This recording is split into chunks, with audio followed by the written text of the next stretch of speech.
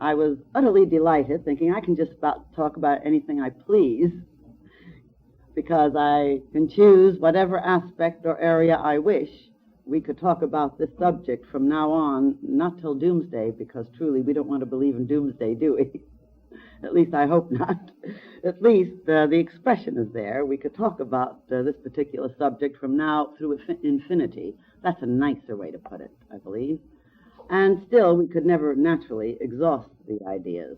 So it left me quite free. In other words, it's a topic that says really nothing, and yet it says everything. I love that type of topic, because the ability to feel inspired in whatever area the spirit moves, instead of having to relate back to a specific topic, is something that happens to be very dear to my soul. In other words, I like to go where the spirit moves all of us together, and therefore bring whatever riches we can all share as a unity. So I'm very pleased with my first topic, because I can say anything about Kabbalah and the mystery schools, there being so many factors involved. I got to wondering just what aspect should I bring in, and I realized that in the long periods that we have been together here, I have never tried to explain to you some, because we could never really cover all of these things in such short talks, but to cover some of the aspects that are involved in the idea of the four worlds of the Kabbalists. In Kabbalah, as in all truly profound mystical teachings, we have presented the basic principle that man is not a creature with only one particular vehicle, or with consciousness focused on only one area. That man, as such, has more than one vehicle, and by vehicle, we mean exactly that, bodies, more than one body. In the Eastern philosophies, we often hear talk of the 7 vehicles, or the 7 bodies of man. In Kabbalah, incidentally, which is actually older than our Eastern philosophies in essence, in Kabbalah we speak of the 4 worlds, but when we speak of the 4 worlds, we're actually speaking about the 4 basic bodies or vehicles. However, you still have 7. Isn't it nice to juggle with numbers? You still have 7, because the 4th is not considered a 4th as such when you analyze it. It's actually considered a grouping of 4 vibratory levels, which are related to just one vehicle. That is why on the Kabbalistic tree of life, the very lowest, by lowest we don't mean unspiritual, incidentally. We mean the shortest vibratory rate in which we function. The very lowest sephirah, the one that's called Malkus, the physical plane, that particular sephirah is really divided into 4 sections, so that the 4th really refers to 4. Therefore, if you think of the 4th vehicle, or the 4th plane, as being actually 4 vehicles, or 4 vibratory levels of consciousness, and then think of the other 3, again, you still have the 7. So that man can, even in Kabbalah, be said to have 7 vehicles. Now, what is meant by this? It really has to do with the entire teachings that relate to consciousness as such, to the involution of consciousness from deity, and to the evolution of consciousness into an awareness of deity, and the controls and powers that come therefrom. In Kabbalah, then, in the 4 worlds are related first, the number 1, to what is called the archetypal plane, or vehicle, or level of consciousness. And this is actually synonymous with abstract mind. Now, only in human beings, I'm sure you must realize, do we find abstract mind. Now, what do we mean by abstract mind? We have things like abstract ideas, and then we have things like concrete ideas. Abstract ideas can take you way off there or way out there, and people can get lost in abstractions. And as a matter of fact, in the long trek on the path of return, many of us get lost in these abstractions for a while, though life or deity certainly doesn't let us stay that way, because we're all caught in a sort of infallibility. We are all part of a stream or rushing river of life or livingness. We are all participants in this, and we cannot remain lost on any level or sphere for very long, though it may seem so to a mind that has concentrated itself down and is looking at just one thing. Just like if you don't like someone, you cannot see all their nice qualities. Your mind is always concentrated on the parts of their nature that you dislike. And so you drive yourself crazier and crazier, working up your own emotional disturbances by getting focused, almost like a hypnosis, on that quality of a person that happens to bother you. Unable, therefore, to see the rest of the being. Remember that consciousness is like that, really, and there are the relative differences. So being lost in abstractions, of course, doesn't work out for very long, though unfortunately we have many people who lose themselves that way. It makes them think that they're very brilliant, you see, that they're very wise, that they are beyond all other things. So they'll talk about all kinds of abstractions and say things like God is love. Now, some of you may think, what is she, a black magician or something? Doesn't she believe God is love? What does she mean calling that an abstraction? Isn't that what all the true teachings of all the world have always taught? Certainly. Nevertheless, there are some who mouth these words as an abstraction. God is love, and it finishes right there. And it makes them think they're marvelous and they're spiritual because they can say God is love and present an abstract idea, God is love. But the very word God, remember, is an abstraction. When we say God, what do you mean by God? To different people, God means different things. And the whole idea in true Qabalistic mystery school training is to train you away from using abstractions so that you can become a true center of expression, so that you can know the difference between an abstract that says something that has no meaning. Because I don't know how many people you've known who've said God is love and go out and steal, betray, hurt, injure, have to do everything possible to put their ego up above someone else's, make little remarks, sometimes very subtle remarks that will tear down another human being in order to make themselves look big or beautiful, and be unaware of the fact that they are really expressing an idea completely opposite to the principle, God is love. I'm sure we've all come across such people, and these are children of God. We're not supposed to get upset about them or hate them. Every child has periods where it's trying to see how far it can go, where it's testing its powers, and it will go into tantrums and do all sorts of things. So being a child, of course, makes people do childish things. And the age of the soul really is what determines the childishness and the immaturities of an individual. So just using an idea or an abstraction, God is love, is no good unless it continues down through the four Kabbalistic worlds. This is basic in the mystery school teachings, you see. Now, then what would come next? You have to have the idea God is love. Now, we're not saying you shouldn't have this abstract idea, because everything starts with the abstract idea.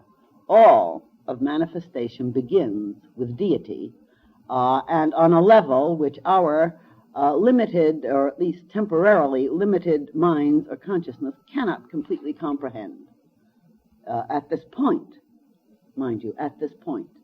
So we are not saying that this is not a beautiful phrase and a glorious idea. As a matter of fact, I remember when I was 12 years old and was presented with just that one statement, God is love, I was so thoroughly enchanted with it that it took me months to come down off of cloud 9, which was good.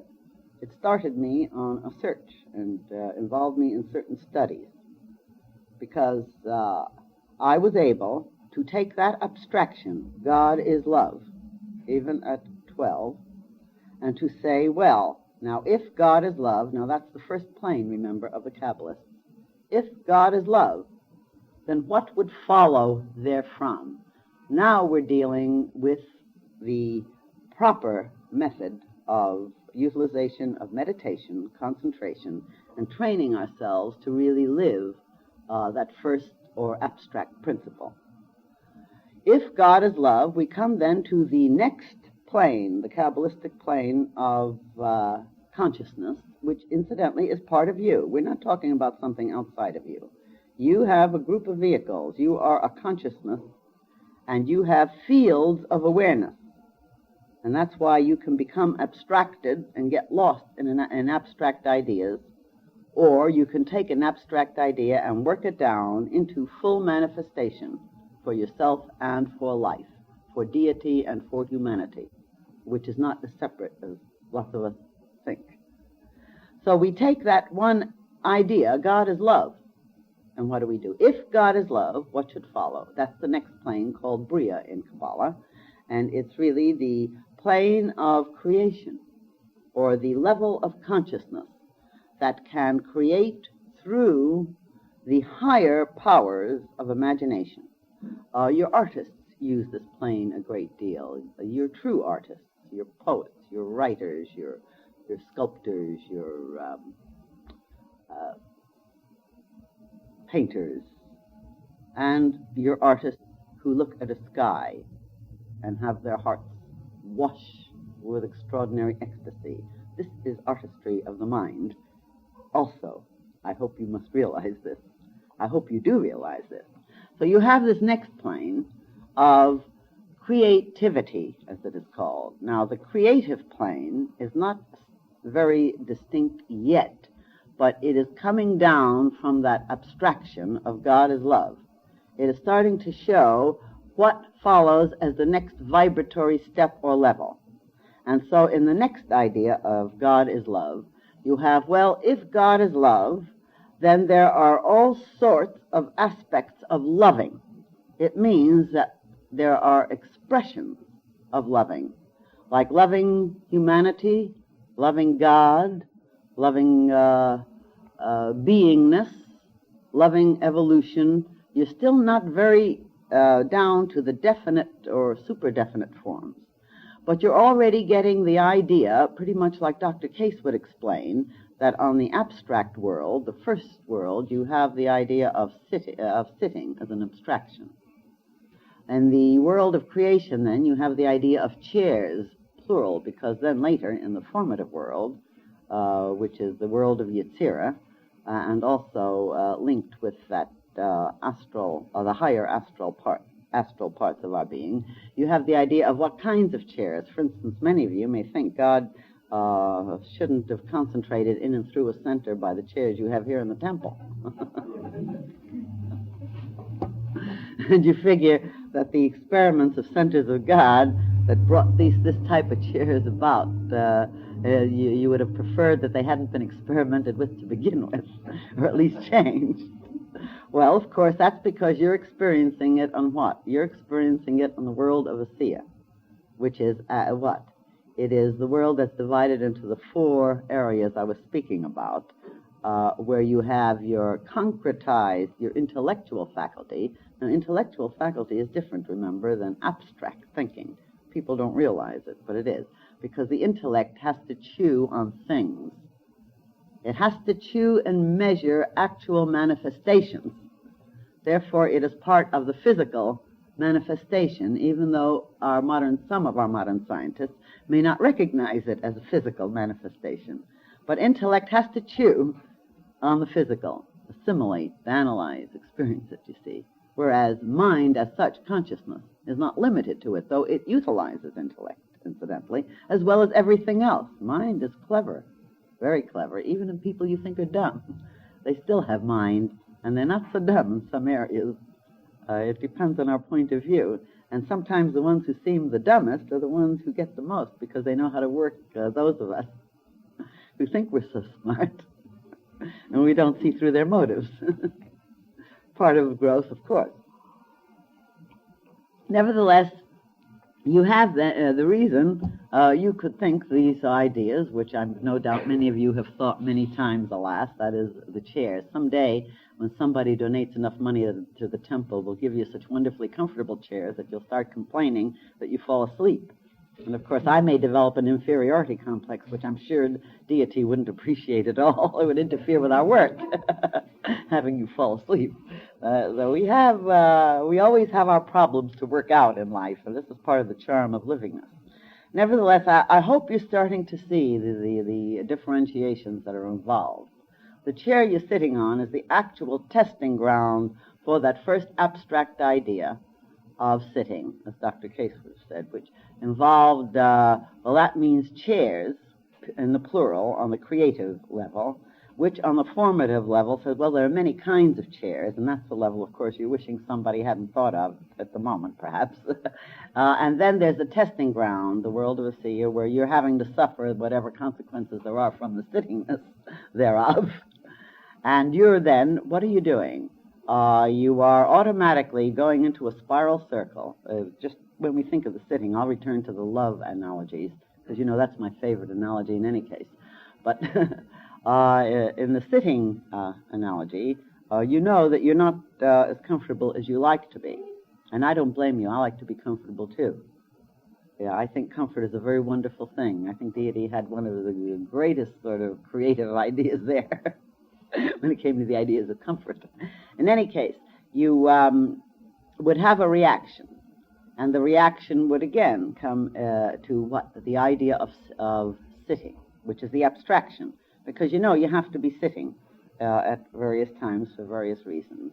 So the abstract idea of sitting would come in, and then on the next level, some of you will be thinking of one kind of chair, the idea, again, of chairs on the creative level, and all the kinds of chairs there are, and why is it your bitter karma to be having to have to sit on this kind when so many lovely types of chairs have been created. But nevertheless, you see, you're going from plane to plane in your awareness of consciousness. And then, on the formative world, you'd start thinking of the very specific kind of chair you would prefer. And sooner or later, you'll have it, you know. Maybe you should concentrate on that. That somebody donates the kind of chairs that you want. I don't know what would happen, though, with so many of you here. It might turn out to be too many types of chairs. We mightn't have the harmony we need. So it's possible that we better just remain on the formative level where we're thinking of chairs without specifying it wherever because of the fact that we do have to share certain things. Our beloved Frater Felix Fraser would say this is part of your mass karma. Which is quite right, you see, because we carry many karmas. And there are some things we have to share together, both in the area of discomfort as well as in the area of joy and fulfillment.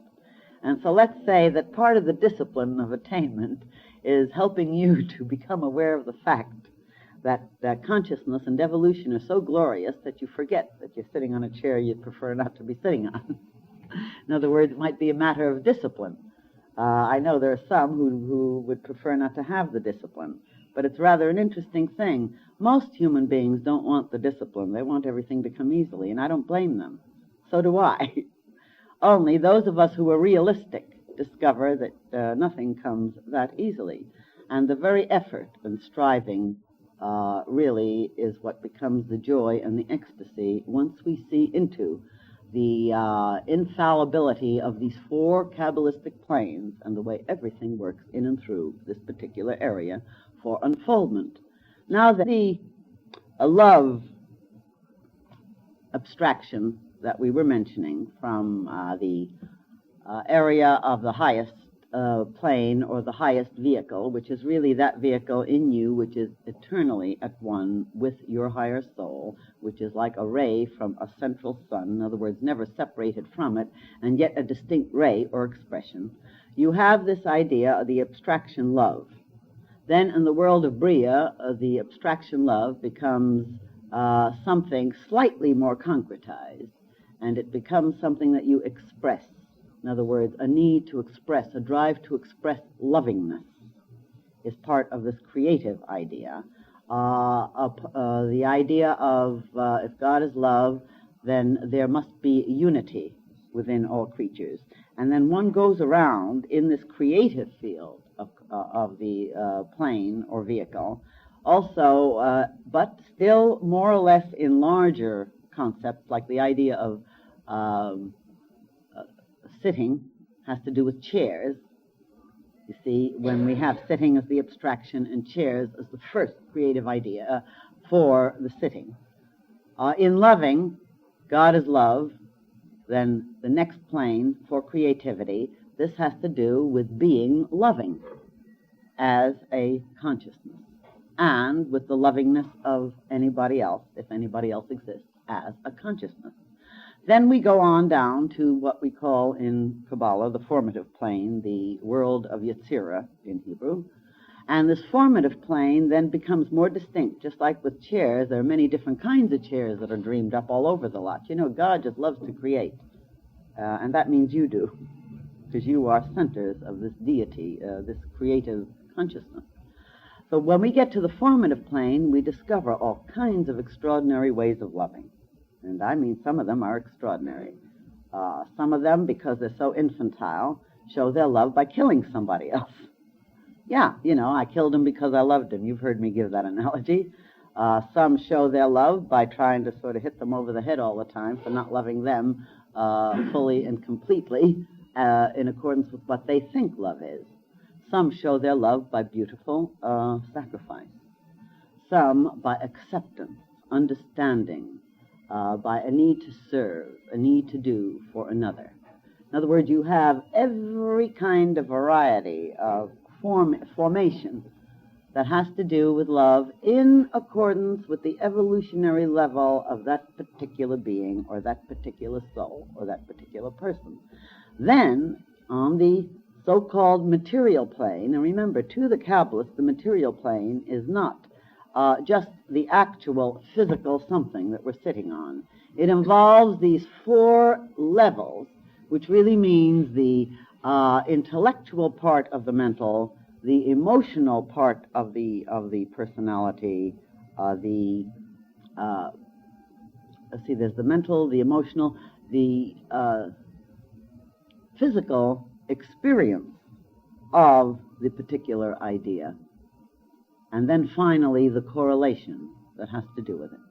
And that's why our alchemists divided it into the four elements. But they were speaking in symbolism, remember, the fire, air, water, and earth, which really becomes the one physical plane. Now then, on the so-called material plane, what you really have is the testing of that original abstract idea into the first creative essence of it, into the forming of the very specifics that have to do with it, like the kind of chairs you sit on. And finally, you have the testing of it. Now, what we call the material universe, or the physical universe as such, really is the testing ground of deity, of your higher soul, in order to take in the experience of the powers of consciousness. Now, if you think I've been talking in abstractions, I'm now going to bring you right down with hammers and nails to what this has to do with you. And I hope you will never forget this. Remember, the idea relates to what? That consciousness creates by first having an abstract idea. Whatever consciousness is, please bear in mind, you are. Because the one thing you certainly have to say is, I have consciousness, don't you now? Now, if you say, I haven't got consciousness, you're still consciously denying consciousness. And of course, though we say of other people, that person has no consciousness, this is a relative matter, isn't it? What we really mean is that that person has a lesser degree of awareness than others. Just like a child certainly has lesser ability than a grown-up in some areas, though some grown-ups have less than children. Unfortunately, because they're not growing up inside. But the point is, this has definite concrete meaning. It has definite practical application. In the mystery training system of Kabbalah. We do not permit you to run away with abstractions. We do not permit you to live in a never land where you go up into a very nice little mountaintop and just sigh with joy, God is love, and fill yourself with ecstasy. Although it's cheaper than drugs, we admit, we still do not permit you to do this.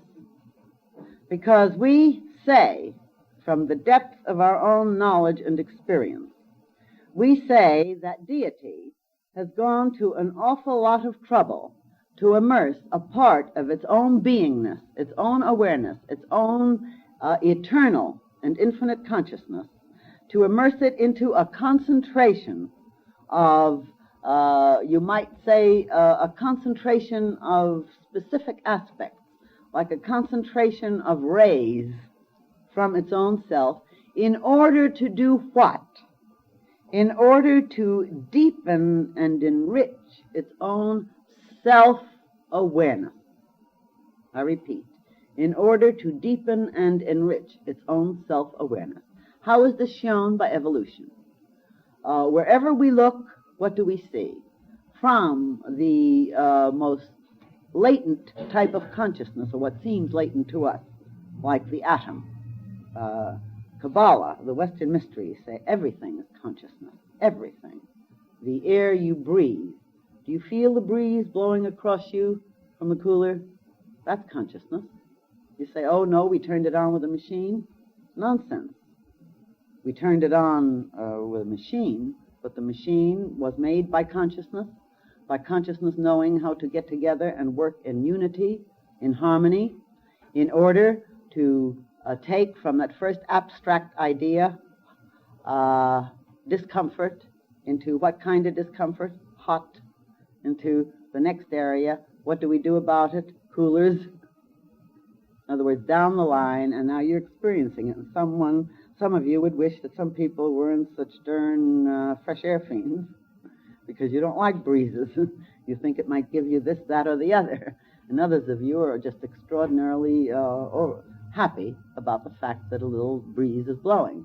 But that breeze is air, and everything is an expression, a vibratory level of consciousness. And so it is divinity that is sort of blowing across you and with you and into you, really, bringing you this particular experience, whether you're enjoying it or not. You know, some of our children very much do not enjoy certain experiences we make them go in for in order to be able to stop changing many diapers or washing them. They're very annoyed with us, and they think we're very mean, as I think you all know. And then our little pets, they certainly don't appreciate some of the things we make them learn. In other words, the discipline. So we all have different reactions to whatever level of experience we're having, of course. The point is, though, that the four Kabbalistic worlds, with the division on the so-called lowest world, which incidentally doesn't mean an unspiritual world. This is the thing you must bear in mind. These divisions, then, have to do with the way consciousness works when it has achieved awareness of itself. And this has been an evolutionary thing. You might say that you might ask, what is evolution, actually? What is evolution?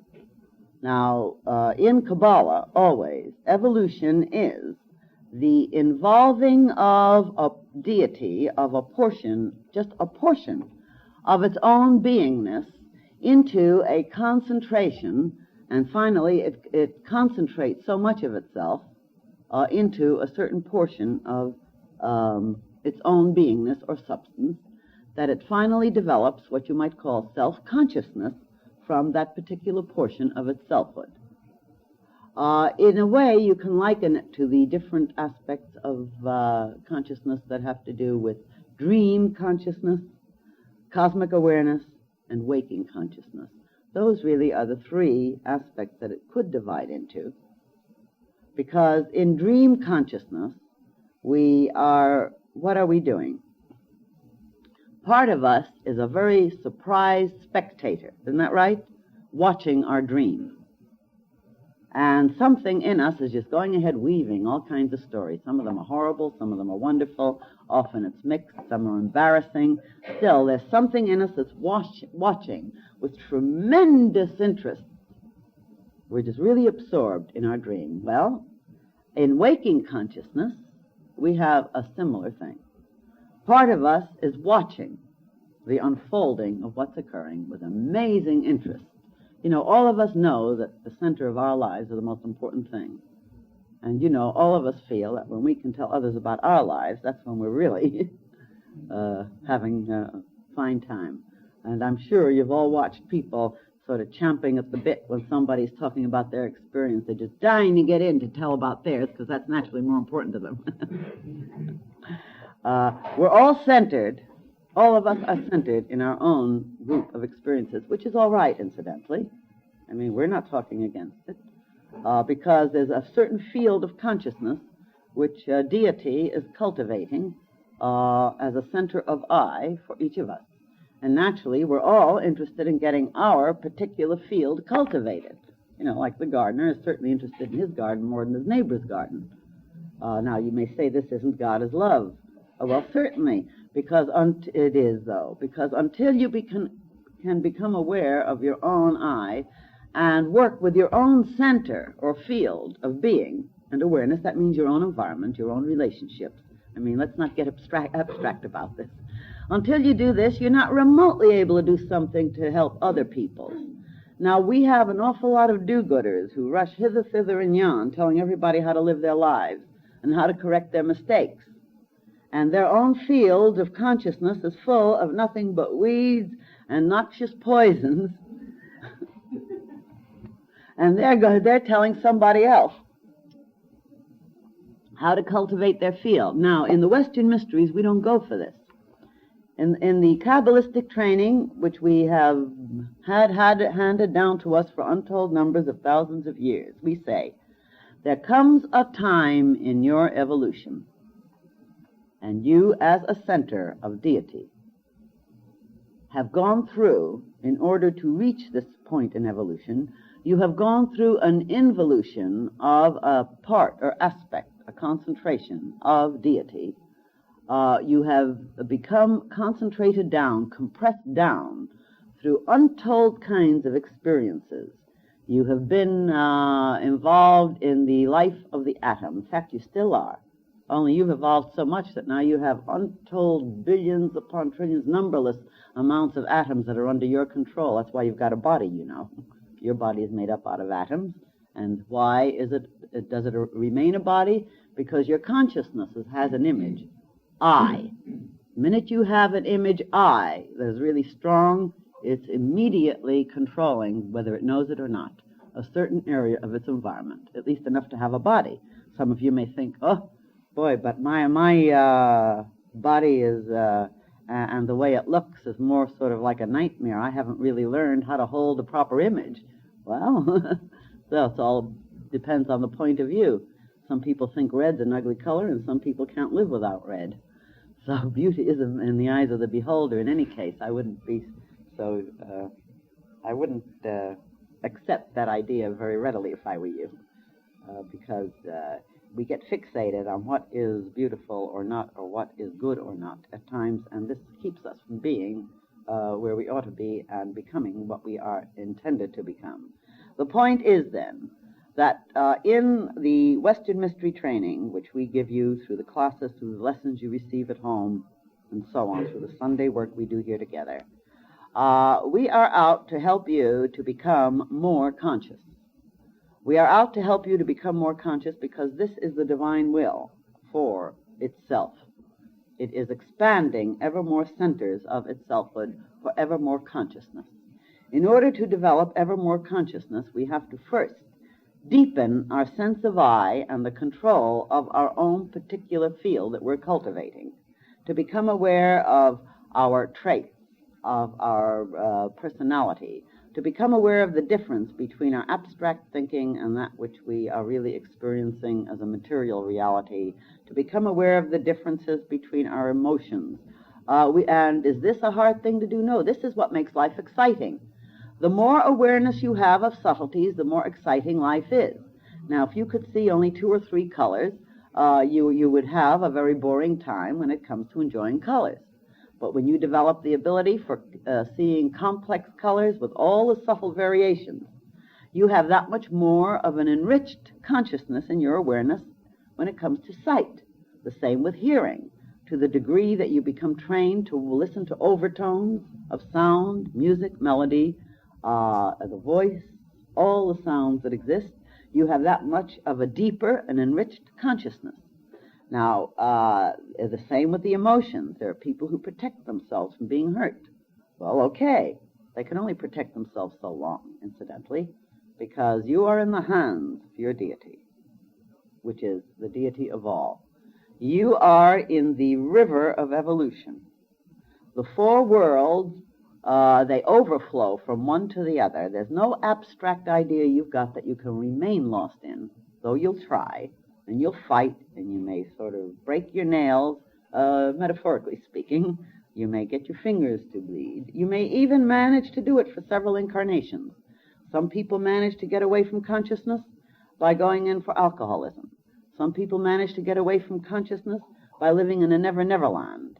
Some people manage to get away from consciousness by misinterpreting everything that exists in order to rationalize their own selfhood because they can't face what they are. But this is nonsense. We should be able to face everything that we are, because we should see that whatever we are that isn't beautiful in our sight is merely the infantile part of ourselves that has to grow up. And when we work at it, in other words, our children grow up and are trained because we, as I said, we sort of apply a few disciplinary measures to them. And it's love that disciplines. And so we have to learn to start disciplining our consciousness because nobody else is going to do it for us. We have achieved a level of evolution through eons and eons of time. We haven't left deity. Deity has been concentrating itself in us more and more fully. But we have achieved a level of evolution where we have to become aware, and by becoming aware, I don't mean as an abstract idea, but as a direct experience, that is, bringing it into the 4th plane. And then the 4th plane evolves as a result of us achieving the level of deity knowing itself here on the material plane. And when deity knows itself here, in other words, when you know that it is God, deity, the higher soul that lives you, when you know that it is God, deity, the higher soul that guides you, when you know that it is God, deity, the higher soul that is in charge of the whole unfoldment, just like an embryo unfolds step by step with precision in the womb of its mother. You are an embryo being unfolded by your higher soul step by step, but you are more than an embryo at this point because you have achieved self-consciousness. This is part of that mystery training in Kabbalah, which is so different than what you'll find elsewhere, because it has a place for all the things that have been. It definitely looks to evolution and trains you to accept evolution. It gives you the techniques and it gives you the aid that you require once you are willing to use it, because you cannot get it gratis. In other words, you have to use your effort. When you have achieved that capacity where you will be using your efforts in order to bring about more and more of the capacity to express the higher knowing and being, the deepness of your deepening of your consciousness becomes such that this enrichment is shared with all other human beings, with all life. Then the spirit of this planet achieves what is intended for the spirit of the planet, and it is up to us to bring this about. The spirit of the solar logos attains because of us this ability, because we are each like cells of consciousness within that whole, and the entire universe, deity. You have your different planes then in Kabbalah, and we teach and train you to learn how to see the levels and to utilize all of them, and to bring the kingdom of heaven on earth by doing it in your own mind and heart. So please, when you leave the temple this morning, when you walk outside, Don't just walk outside as though you're just going outside. Remind yourselves, and then do it over and over again. Remind yourselves of this glorious miracle, miraculous, almost unbelievable fact. I am a center of consciousness. Consciousness is the reality of life. What I hold in my consciousness, what I do with my consciousness, and what I do with the vehicles, not vehicle, but vehicles of my consciousness, is exactly what will influence the entire evolution of life and give me the ability and the capacity to truly love, to experience joy. Sorrow too, but the joy, if you're not willing to go through a sorrowful experience or two to deepen the cup, how will you have joy? But it will give you the ability, the capacity to evaluate and to hold a portion of yourself in the ecstasy of your higher soul, no matter what you do, no matter what experiences you must go through, because the embryo must unfold and grow step by step. But you have to take your evolution in hand now, my darlings. You're not going to evolve on your own anymore. You've achieved that level where you have to do it. But what is given you is the gift of help from those of us who have achieved levels a little beyond that of the ordinary. And through the hierarchy we have this. So we are given the help. We are given this charge of love. Our consciousness being intermingling, because it is on these inner planes, brings, provided we know how and are willing to train ourselves to tune into this, our consciousness brings one to the other, the beauty, the awareness, the enrichment, the enhancement. And as we do this, we learn to control our environment to the point where we can say, truly, that life is the most glorious, mystical ecstasy that can be. We can say it under any and all conditions. And indeed, we must start learning to say this if we do our part in the evolution of life. You have reached this point. Start working with it more effectively. And the more you work with it, the more help you will receive, as you shall see. I love you. God be with you. God is with you, but it's a beautiful expression. Poetry is of deity.